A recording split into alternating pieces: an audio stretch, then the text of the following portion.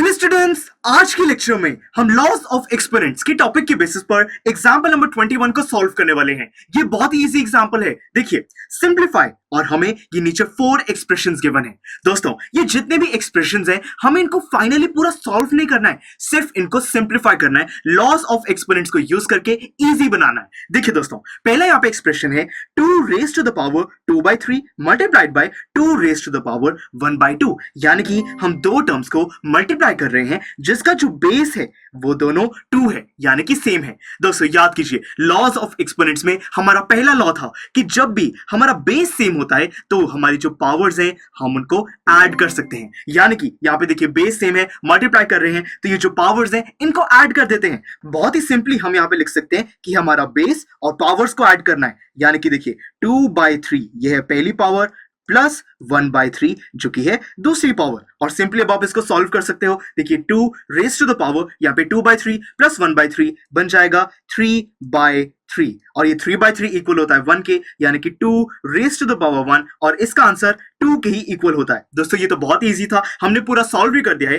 Final answer आ चुका है 2। Second part देखिए, 3 रेज टू द पावर 1/5, और इससे हमें जो आंसर मिलेगा, ब्रैकेट में है देखिए, इससे हमें जो आंसर मिलेगा वो रेज टू द पावर 4। तो मतलब कि हमारा बेस सेम है, दो पावर्स हैं यहाँ पर। तो दोस्तों याद कीजिए, यहाँ पे हमारा ये लॉ था, हमारा बेस सेम है, दो पावर्स हैं, एक ब्रैकेट के अंदर एक ब्रैकेट के बाहर। हम यहाँ पे सिंपली उन पावर्स को मल्टीप्लाई कर सकते हैं, बेस को सेम ही रखना है, यानी कि 3 यहाँ पे हमारा सेम ही रहेगा, और ये बन जाएगा यहाँ पे 3 raise to the power 1/5 multiplied by 4। हमने इन पावर्स को मल्टीप्लाई कर दिया, और देखिए आपको आंसर यहाँ पे मिल जाएगा 3 रेज टू द पावर 4/5। कितनी इजीली हमने इस पूरे एक्सप्रेशन को सिंपलीफाई कर दिया है। थर्ड पार्ट देखिए, यहां पे हम क्या कर रहे हैं, 7 raise to the power 1/5 divided by 7 raise to the power 1/3, यानी कि दो टर्म्स हैं जिनको हम डिवाइड कर रहे हैं जिसका बेस सेम है। देखिए सेकंड लॉ था, यहां पे भी दो टर्म्स थी, हमारा बेस सेम है, हम इनको डिवाइड कर रहे हैं, तो सिंपली जो पावर्स हैं उनको सब्ट्रैक्ट किया जा सकता है।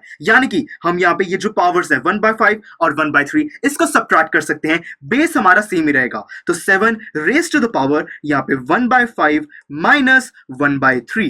दोस्तों बहुत ही इजीली आप इसको सॉल्व कर सकते हो, ये बन जाएगा 7 रेज टू द पावर, यहाँ पे हम एलसीएम ले सकते हैं जो कि बन जाएगा 15, और फिर ये आ जाएगा 3 माइनस 5, और इसको सॉल्व करने पर आपको आंसर मिलेगा 7 रेज टू द पावर -2/15, जो कि बिल्कुल सही है। देखिए हमने यहाँ पे थर्ड पार्ट को भी बहुत ही ज्यादा सिंप्लीफाई कर दिया है, अब आपको इसमें कोई भी डाउट नहीं होना चाहिए। फोर्थ पार्ट देखिए, ये बहुत इंटरेस्टिंग है। यहाँ पे हम क्या कर रहे हैं, 13 raise to the power 1/5 multiplied by 17 raise to the power 1/5, यानी कि यहाँ पे बेस तो हमारे डिफरेंट है परंतु ये जो पावर्स हैं ये सेम है। देखिए हमारा फोर्थ लॉ था, यहाँ पे भी बेस डिफरेंट था पर पावर सेम थी। ऐसे केसेस में हम बेसिस को मल्टीप्लाई कर देते हैं, यानी कि हम 13 को 17 से मल्टीप्लाई कर देंगे, जो कि यहां पे बन जाएगा 13 मल्टीप्लाइड बाय 17, और हमारी पावर सेम ही रहेगी, यानी कि 1 डिवाइडेड बाय 5। इसको सॉल्व करने पर आपको आंसर मिलेगा 221 रेज टू द पावर 1/5, जो कि बिल्कुल सही है। तो स्टूडेंट्स, हमने आज के लेक्चर में ये चारों एक्सप्रेशंस को सिंपलीफाई कर दिया है अपने लॉज ऑफ एक्सपोनेंट्स की मदद से।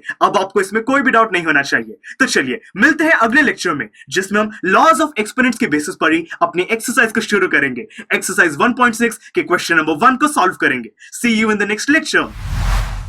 आई एम श्योर स्टूडेंट्स, आपको ये लेक्चर काफी पसंद आया होगा, और ऐसे ही मजेदार तरीके से अपने हर एक कॉन्सेप्ट क्लियर करने के लिए डाउनलोड कीजिए PUStack ऐप को, जहां पर आपके पास और भी बहुत सारे ऑप्शंस होंगे, जैसे कि back exercise solutions, tip videos, sample papers and much more. So what are you waiting for? Download the app now.